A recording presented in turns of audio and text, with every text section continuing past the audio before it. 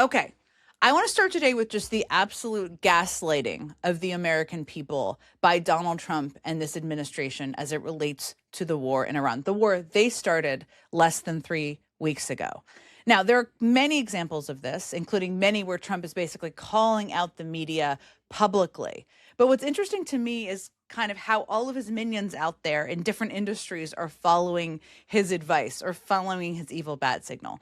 There is, of course, the Secretary of Defense, the Secretary of War, as he likes to call himself, the one and only Pete Hegseth, the former Fox News weekend host. And he has been doing regular press conferences where he's basically been berating, yelling at, and even threatening members of the press who are just trying to get information and cover this war accurately and hold the administration to account. And he had a press conference this morning, and here's what he said at that press conference.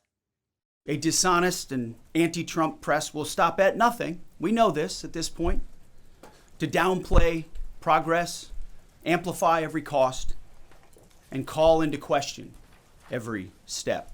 Sadly, TDS is in their DNA. They want President Trump to fail. But you, the American people, know better. First of all, TDS is Trump derangement syndrome, as they like to say, which is ludicrous. That was basically Pete Hegseth saying, don't believe out there what you're seeing in the press about this war. Things like the price of your gas, which, by the way, everybody sees. Things like the loss of lives that are realities and facts that have impacted families and communities. Things like the fear of attacks happening in our cities and towns because there's retaliation that could be in the works and is being planned, as we know from following this very closely. He's telling everybody basically don't pay attention to that because the press should be covering this positively because that's what patriotism is. That is not what the press does. And I've worked for 2 presidents. I've worked in the State Department. The press is there to ask the difficult questions, especially in times of war, and make sure they are reporting back to the public accurately what is happening. But of course, he's not the only minion. There are other minions. There are many minions, in fact. One of them is Brendan Carr, the chair of the FCC, who you may remember from the threats he threw out there around Jimmy Kimmel, which ABC responded to, pulled Jimmy Kimmel off the air until the public responded strongly and basically said, put Jimmy Kimmel back on the air. Well, Brendan Carr has new warnings. Brendan Carr basically has threatened to revoke the licenses of broadcast networks if they don't cover the war in the way that the Trump administration wants. First of all, he doesn't have that power, but even that warning could send a chilling effect through television networks about how they cover a war that the American people have a huge vested interest in, not just for their safety and security, most importantly, but for the price of their gas, for the concern about whether their children or their grandchildren are going to be sent overseas to fight a war that nobody has explained the purpose for quite yet. Okay, so there's Brendan Carr. He's minion number 2. The third minion is, of course, Fox News, and a number of people who work at Fox News who have clearly heard, seen the evil bat signal, and now they are out there kind of echoing some of this propaganda from the administration. So here is in one example that particularly stuck out to me from Fox and Friends this past week. The president has said enough with this coverage from other networks that are not telling you the truth, that are so negative about what's going on. This is a pro-America fight, and every network needs to get on board with that. Excuse me, but it is not the job of any media to get on board with a war that nobody in this administration has explained. It has no justification, and there's no clear end plan for how it's going to end. That is not the job of the media. That was gaslighting on television, on a cable news network. Okay, lots to discuss. Now, this war, obviously, one of the things that is people are experiencing every single day is, of course, the price of gas. And it has gone up by nearly $1. I mean, a little bit less than that since this war started per gallon. That is a lot.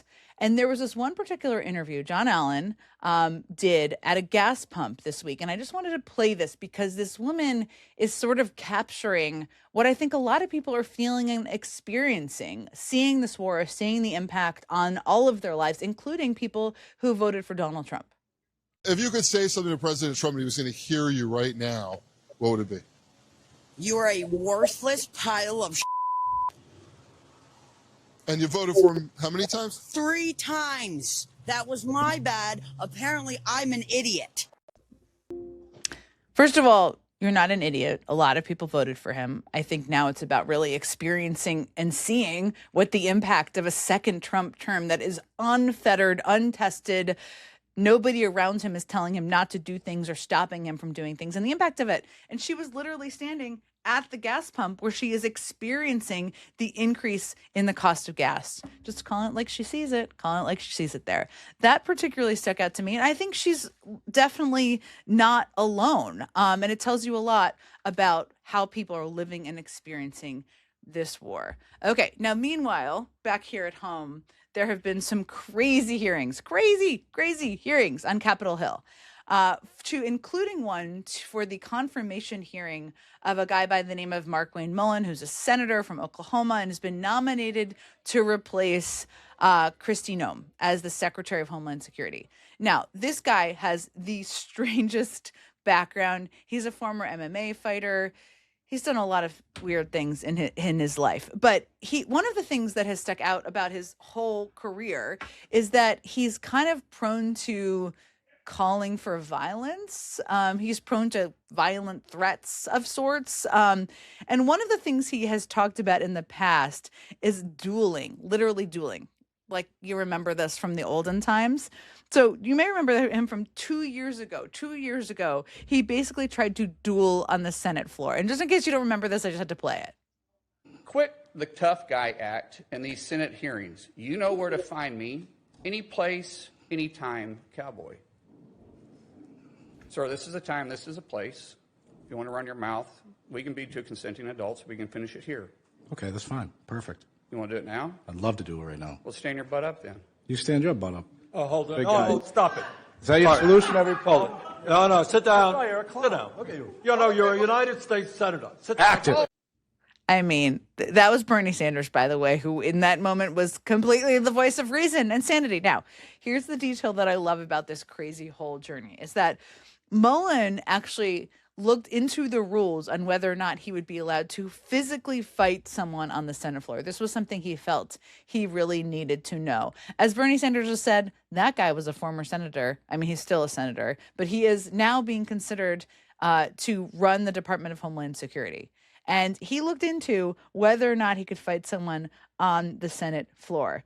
And that is just crazy. But it is one of the things that came up in his Senate hearing from Senator Rand Paul, who raised this with him during the hearing. So I just want to play that too. Is it today your opinion that the caning of Charles Sumner was not only justified, but argues still for resolving our political differences with violence? What I was simply pointing out is some of the rules that still apply to this body. For instance, dueling with two consenting adults is still there. I was pointing out what is It's been still illegal for acceptable. 170 years. There's no precedent for legal dueling.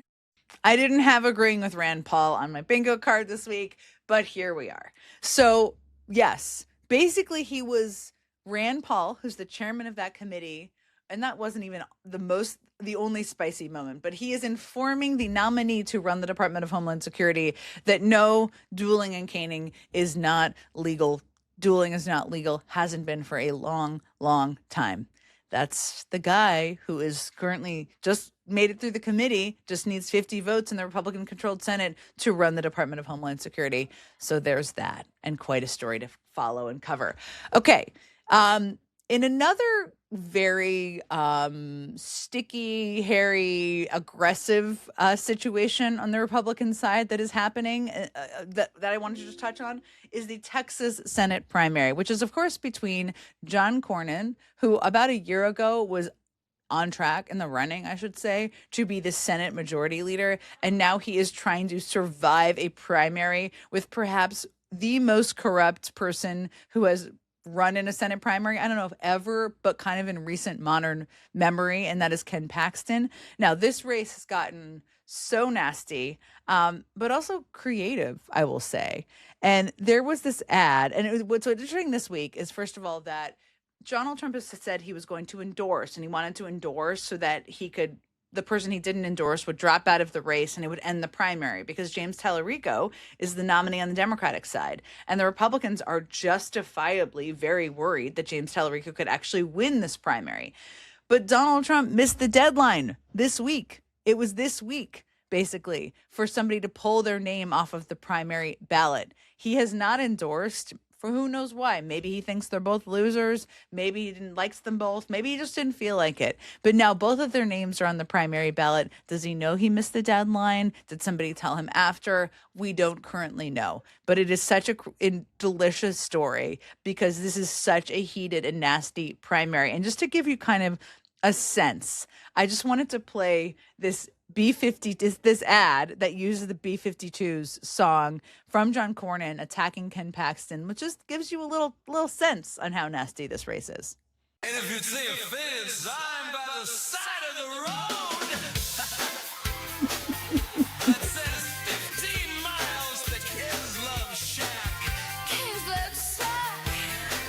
Yeah, yeah. He's heading down the Crooked Highway, looking for his lying getaway. Got himself a ride to Uber tonight, heading on down to the Love Shack. Okay. I mean, that it's the primary date is 2 months away. That is where we are at this point. 2 months, more than 2 months from the primary, the next point in the primary date, which is no doubt going to get even nastier. But thanks to Trump missing the deadline, or maybe just deciding he didn't want to endorse, they will both be on the ballot and it will keep getting nasty. Just to be clear, that's not actually the B-52's Love Shack. It's just a sound-alike version. But still, for their part, the B-52s actually put out a statement where they basically said, we were made aware of a clip being used by Senator John Cornyn to embarrass his opponent, and we do not endorse either candidate. We've already formally demanded the song immediately cease to be used in this tasteless and illegal way. I don't think they're doing that, obviously not because they're big Ken Paxton fans. They just don't want to be a part of this because who would be? It's super, super nasty. But everybody buckle up because we're going to have 2 more months of this.